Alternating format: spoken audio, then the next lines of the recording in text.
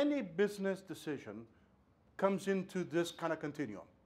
Any decision, forget business decision, any personal decision, any business decision, come down to a point that it's a balance of risk versus the value, risk versus the benefit. And you're going to kind of balance it. That until those risks are identified, values mean nothing.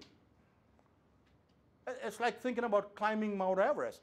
If you can't get past all those risks, forget about what you're going to see when you get on top of the Mount Everest.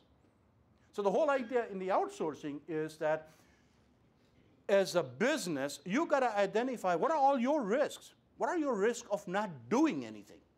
What are the risks of keeping that function in-house? What are about those disruptive changes? What about that 20-year-old kid in Indonesia? All of those are risks, so you got to think about risk in two different ways. The first, you're going to think about the risk, a risk of doing nothing and keeping it in-house. Think about Ford Motor and their vertical integration and Mazda Miata example. Those are all the risks of doing nothing. So there are a set of risks that you're going to talk about first in terms of the risk of not doing anything. And then once you decide to outsource, you're going to talk about the risks within the outsourcing. That I'm going to have some exposure. And as a provider, what are they doing to make sure that those risks are covered? And I believe that until you get to a certain point of consideration, values don't mean anything. I mean, I have an opportunity to go to Russia to give a speech in July. And they said, hey, great. I said, hey, you got to fly me at least business class or first class. They said, fine. He said, well, we'll book you on Aeroflot.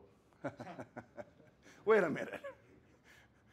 That risk is not up to my consideration point. So I'm going to think about, so to me, I said, fine, I'm going to charge you less if you allow me to fly on an American carrier. Because to me, the risk, the consideration point wasn't there because the risk was far greater. So you don't think about that, any proposition, outsourcing or otherwise, when the risk is not up to a consideration point. When you reach a certain level, it becomes a decision point, and then finally it reaches a level where it's compelling. Why would you have your own supply chain when UPS is out there? Why would you want to manage your own network when there are companies that are proficient in managing network, the cloud, the computers, etc.? Those are all in the area of what I consider to be a compelling point.